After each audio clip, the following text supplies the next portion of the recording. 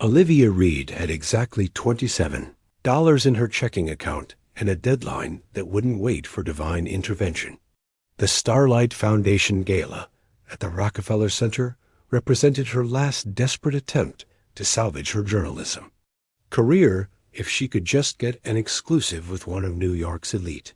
She smoothed the wrinkles from her borrowed gown, a midnight blue number that her roommate Jessica had worn to a cousin's wedding. The fabric pulled awkwardly across her shoulders, but the press credential hanging around her neck courtesy of her former internship at the Chronicle gave her the confidence to navigate through Manhattan's wealthiest with practiced nonchalance. "Pardon." Olivia murmured, slipping between conversations about yacht purchases and summer homes. Her recorder was hidden in her clutch, ready for the moment she could corner someone noteworthy. That's when she saw him. Nathaniel Blackwood stood alone by the champagne fountain, his tailored Armani suit setting him apart from even this well-dressed crowd. At 36, the media tycoon controlled half the publications in the city, including the very magazine that had rejected her pitch 3 times this month. Now or never, she whispered to herself, grabbing a flute of champagne for liquid. Courage dot as she approached. Her heel caught on the hem of her too long dress. The champagne glass tilted, sending a golden cascade directly onto Nathaniel Blackwood's pristine shirt. "Oh my God," Olivia gasped, mortification turning her skin scarlet. "I'm so sorry."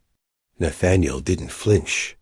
His dark eyes assessed her with unsettling calm while waitstaff materialized with napkins.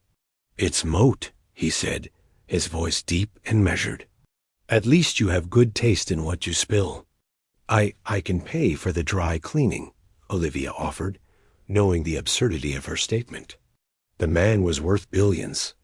A hint of amusement crossed his face. "With what?" "That recorder you're hiding, or the press pass you're not supposed to have." Olivia froze. "How did you—" "The Chronicle hasn't sent journalists to this event in 3 years," he said quietly. "Not since I acquired it." She squared her shoulders.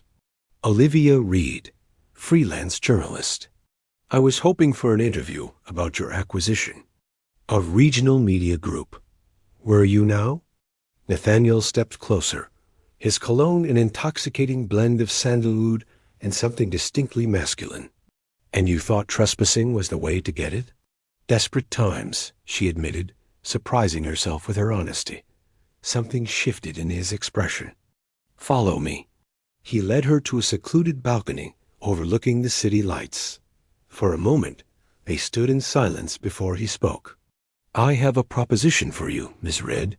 "I don't do that kind of proposition," she replied sharply. Nathaniel laughed, the sound unexpectedly warm. Nothing so sordid. "I need someone at my side for the next 6 months, someone sharp, resourceful, and most importantly, someone with nothing to lose." "For what exactly?" "My board is concerned about my commitment to the company. They're pushing for a merger I don't want. Having a steady relationship would project stability." Olivia blinked. "You want me to pretend to be your girlfriend?" "Pretend?" "Yes. In exchange, I'll give you exclusive access to every media event, every private meeting, every story you could dream of." "Why me?" Nathaniel's gaze was piercing. "Because you snuck into a high-security event for a story. You have the perfect combination of desperation and determination. And if I refuse? Then security escorts you out, and tomorrow every publication. And the city knows who Olivia Reed is and isn't." Olivia's mind raced through her options. The rent was due. Her career was flatlining. And here was Nathaniel Blackwood offering her a golden ticket wrapped in moral compromise. 6 months, she said finally. "And I wanted in writing complete editorial freedom." His smile was slow and victorious. "Welcome to the major leagues, Miss Reed." As they shook hands, Olivia couldn't shake the feeling she'd just made a deal. With the devil. A very handsome devil with eyes that saw right through her. The first public appearance as Nathaniel Blackwood's girlfriend was at the Metropolitan Opera's season opening. Olivia's borrowed clothes were now replaced with a custom Valentino gown that whispered against her skin like a secret. "Remember," Nathaniel murmured, his hand warm against the small of her back as they approached the photographers. "You're madly in love with me." "I'll try to contain my enthusiasm," Olivia replied with a sweet smile that didn't reach her eyes. Flashbulbs exploded around them. Olivia had always been on the other side of the velvet rope, notebook in hand, watching the spectacle. Now she was the spectacle. "Mr. Blackwood, how long have you and Miss Red been dating?" Nathaniel pulled her closer, his arm possessive around her waist. "Sometimes when you know, he answered smoothly. "Olivia has brought unexpected joy into my life." She felt him watching her, waiting for her performance. Olivia tilted her face toward his, letting genuine curiosity fill her eyes. Who was this man beneath the power and polish? "He surprised me," she added, finding truth in the lie. "I wasn't looking for love when we met." The headline the next morning read, "Media Mogul Tamed by Unknown Journalist." Olivia read it in Nathaniel's penthouse, where she'd been installed in a guest suite larger than her entire apartment. "Congratulations," Nathaniel said, handing her coffee in a porcelain cup that probably cost more than her laptop. "You're officially newsworthy. Is that what you call it?" She accepted the coffee, surprised when their fingers brushed. "I prefer elaborate deception. Semantics." He sat across from her, reviewing contracts on his tablet. Sunlight caught in his dark hair, revealing hints of auburn. "The board meeting is tomorrow. Patricia will brief you on who's who." Patricia Hayes, Nathaniel's chief of staff, had already supplied Olivia with a dossier on his life that read like a corporate fairy tale. Orphaned at 12, raised by a grandfather who built Blackwood Media from a small radio station into a conglomerate, graduated Harvard at 22, CEO by 30. What the dossier didn't explain was why he ate breakfast alone each morning, watching the sunrise with an expression of quiet loneliness. "Why not find someone real?" Olivia asked suddenly. "Someone who actually wants to be with Nathaniel, not just Mr. Blackwood?" His eyes met hers, surprise evident before the shutters. Came down. "Relationships are inefficient. This arrangement has clear parameters and an expiration date. Sounds romantic." "Romance is a marketing concept designed to sell greeting cards," he replied, but something in his tone suggested doubt. The board meeting was Olivia's first glimpse into Nathaniel's professional world. 12 executives watched her with predatory interest as Nathaniel introduced her. Victor Reynolds, the silver-haired chairman, was particularly calculating. "Journalism, how fascinating," Reynolds said, his smile not reaching his eyes. "What publication did you say you worked for?" "Freelance," Olivia answered smoothly, "though I've recently been focusing on a more personal project." Reynolds' eyes narrowed. Indeed, Nathaniel has always had eclectic tastes. That night, unable to sleep in her luxurious prison, Olivia wandered to the kitchen for tea. She found Nathaniel there, tie loosened, sleeves rolled up, making pasta. "You cook?" she asked, genuinely surprised. "My grandfather taught me," he said, stirring the sauce. "He believed every man should know how to feed himself." "Mine taught me how to fix a carburetor," she offered, leaning against the counter. Nathaniel handed her a glass of wine. "Tell me about your family." It was the first real conversation they'd had. Olivia told him about growing up in Ohio, her parents' bookstore, the journalism scholarship that brought her to New York. "Your turn," she said. "Tell me something that's not in your Wikipedia entry." Nathaniel was quiet for a moment. "I hate opera," he admitted. "I go because my grandfather loved it, and it feels like keeping a part of him alive." Olivia studied him in the soft kitchen light, seeing glimpses of the man beneath the billionaire facade. When he smiled, really smiled, fine lines appeared around his eyes. suggesting he hadn't always been so serious. As they ate pasta at midnight, Olivia realized the danger wasn't in their fake relationship being discovered. The danger was in wishing it were real. 3 months into their arrangement, Olivia had collected enough material for a best-selling expose. Her notes detailed the inner workings of Blackwood Media Board meetings, acquisition strategies, Nathaniel's ruthless business maneuvers. Yet, each night, she found herself deleting sentences that felt too personal, too revealing. The way Nathaniel always called his aging assistant on her birthday.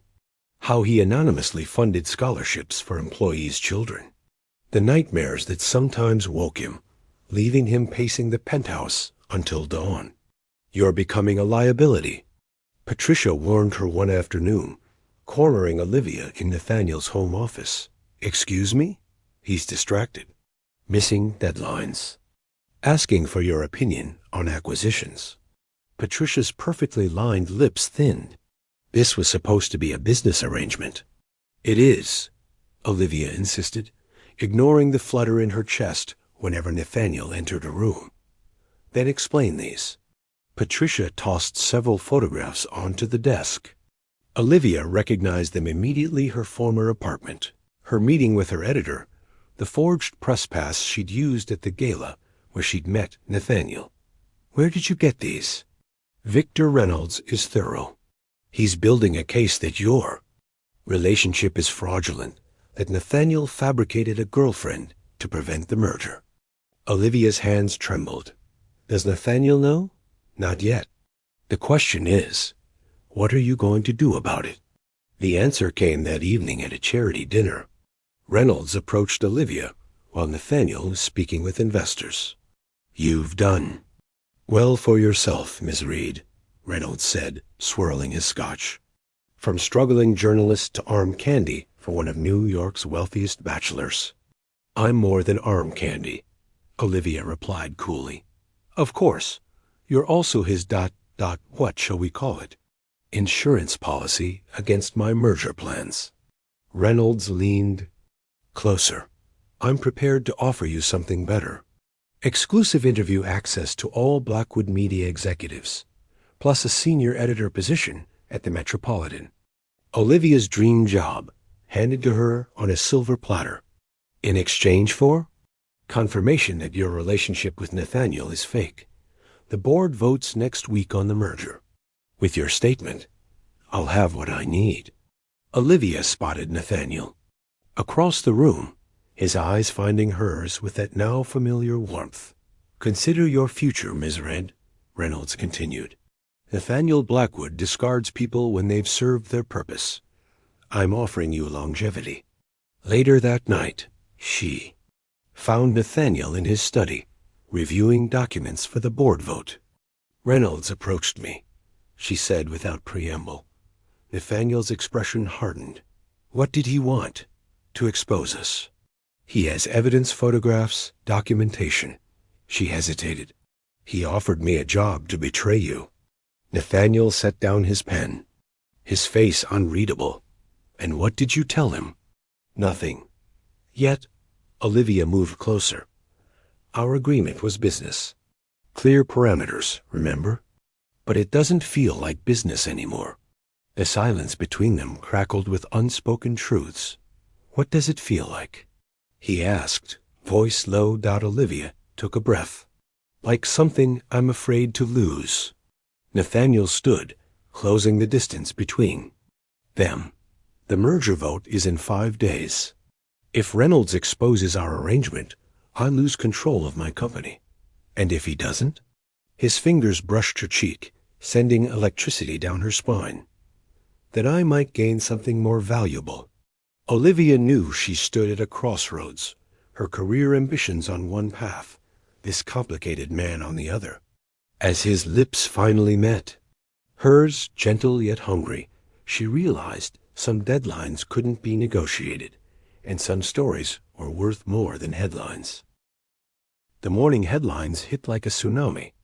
Blackwood romance exposed, inside the media mogul's fake relationship scheme.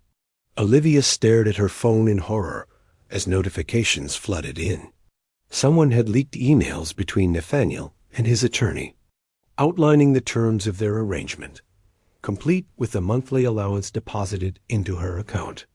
"I didn't do this," she said immediately when Nathaniel entered the kitchen, his face grave. "I know." He placed his phone on the counter, screen displaying Reynolds' message. "Thought you should see tomorrow's board presentation. Still time to. Accept my offer. The board meeting is in 3 hours." Nathaniel's voice was controlled, but Olivia could see the tension in his shoulders. Reynolds moved it up. Emergency session to address concerns about leadership integrity. Olivia felt sick. "This is my fault. If I hadn't crashed that gala." "Don't." Nathaniel's hand covered hers. "Reynolds has been looking for ammunition since my grandfather died. He would have found something else." His calm acceptance only made her guilt sharper. In 3 months, she'd seen behind the ruthless businessman to the man who left fresh flowers at his grandfather's grave every Sunday, who read mystery novels to unwind and always tipped street musicians. "What will you do?" she asked. "Fight. It's what Blackwoods do." He poured coffee with steady hands. "I've survived worse than Victor Reynolds." Patricia arrived with a team of lawyers, the penthouse transforming into crisis headquarters. Olivia felt increasingly superfluous as strategies were discussed, statements drafted. "You should go," Patricia told her during a brief lull. "Your reputation might still be salvageable if you distance yourself now." The thought hadn't occurred. To Olivia, "I'm not leaving. This isn't your battle, isn't it?" Olivia challenged. "I agreed to this arrangement. I'm equally responsible." She found Nathaniel on the balcony, staring at the city he'd spent his life conquering. "You could still take Reynolds' offer," he said without turning. "The editor position. It's what you wanted." "That's not why I stayed in New York fighting for bylanes when I could have gone home." Olivia moved beside him. "I wanted to tell stories that matter, and yours matters to me." He faced her then, vulnerability raw in his eyes. "In about 2 hours, I'll likely lose my company. Everything my grandfather built." "What if you didn't have to fight alone?" Olivia asked. "What if we turned the narrative?" Understanding dawned on his face. "You mean tell the truth, or a version of it?" Olivia's mind raced with the journalists. Instinct for a story. Business arrangement turns to real feelings. Unconventional beginning, but authentic connection. Reynolds would still have the evidence. Evidence of how we started, not what we've become. She took his hand. "Unless I'm misreading things between us." The kiss he gave her was answer enough. 2 hours later, they entered Blackwood Media's boardroom together. 12 executives fell silent as Nathaniel took his place at the head of the table, Olivia beside him. "Before we begin," Nathaniel said, his voice commanding the room, "Ms. Reed has something to say." Olivia stood, facing Reynolds directly. "Yes, our relationship began as an arrangement. I won't deny that. But somewhere between the charity galas and midnight conversations, something changed." She placed a USB drive on the table. "This contains every note I've taken in the past 3 months. My tell-all expose on Nathaniel Blackwood and Blackwood Media. I'm giving it to you, Mr. Reynolds, because I'm not writing it. Some stories aren't meant to be published." Reynolds' confidence wavered. Visibly, a touching performance. "Not performance, choice," Olivia smiled. "And as a journalist, I should mention I recorded our conversation last night, including your offer to bribe me. I wonder how shareholders would feel about that." As Reynolds paled, Olivia realized some contracts couldn't be captured on paper, only written on the heart.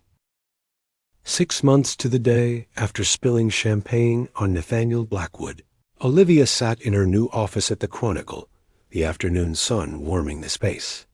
Her first issue as editor-in-chief had just gone to print, featuring an investigation into affordable housing that had taken 3 months to research. not the career path she'd imagined when she'd sneaked into that gala. But perhaps better, Reynolds had resigned after the board meeting, his attempted hostile takeover thwarted by his own recorded bribery attempt. Nathaniel had maintained control of Blackwood Media, restructuring the board with allies who shared his vision for independent journalism. Their arrangement had officially ended 2 months ago, the contract fulfilled. Olivia had moved out of the penthouse into her own apartment, modest by Blackwood standards, but luxurious compared to her former place, with floor-to-ceiling windows and a separate office. They hadn't defined what came next. Between Nathaniel's company restructuring and Olivia establishing her editorial vision, they'd barely seen each other outside of professional settings. Her assistant knocked lightly. "These just arrived for you." A bouquet of wildflowers, not hothouse roses or exotic orchids, but simple blooms that reminded Olivia of the field behind her childhood home. The card read, "For the woman who changed the narrative, dinner tonight?" And Olivia smiled, tracing the handwritten words. Their story had been splashed across every tabloid in the city. Blackwood romance, from business to pleasure. Public fascination with their unconventional beginning had eventually faded, allowing them privacy to figure out what existed between them without contractual obligations. Her phone rang. "Nathaniel, did you get the flowers?" he asked, his voice bringing warmth that had nothing to do with the afternoon sun. "They're beautiful, unexpected, like you." A pause. "I have something to discuss with you. A proposition." Olivia laughed. "Another contract, Mr. Blackwood?" "Not exactly. More of a partnership." The vulnerability in his voice made her heart race. One without an expiration date this time. Before she could respond, her assistant appeared again. "Ms. Red, your car is here for the printing press tour." "I have to go," Olivia said, reluctant to end the call. "Tonight then, 7 o'clock, I'll be there." The printing press tour was the final step in Olivia's transition to editor-in-chief. As she watched the massive machines bringing stories to life, she reflected on her own.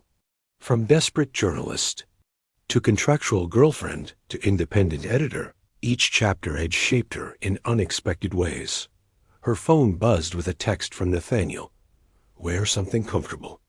We're not going to a restaurant." Curious, Olivia arrived at their meeting spot, the same balcony at the Rockefeller Center where he'd first proposed their arrangement. Nathaniel waited, dressed in jeans and a sweater rather than his usual suit. "No cameras this time," he said, taking her hand. "No audience." "What's the occasion?" He led her to a small table set for two, the city lights creating a perfect backdrop. "6 months ago, I offered you a business proposition. Today, I'm offering something different." From his pocket, he withdrew not a ring, but a key. "My grandfather had a lake house upstate. It's the only place I've ever felt truly at peace." Nathaniel placed the key in her palm. "I thought we might go there this weekend. No contracts, no obligations. Just us figuring out what this is between us." Olivia studied him, the man who had entered her life as a business transaction and somehow become essential to her happiness. "I have a counteroffer," she said, stepping closer. "How about we start with dinner, continue with that lake house weekend, and see where we go from there? No predetermined endpoint." Nathaniel's smile was that rare, genuine one that crinkled the corners of his eyes. "Are you suggesting an open-ended arrangement, Miss Reed?" "I'm suggesting a beginning, Mr. Blackwood." As he drew her into his arms, Olivia reflected that some stories didn't need an ending immediately written. The best ones unfolded naturally, page by page, surprise by surprise. And their story was just getting started.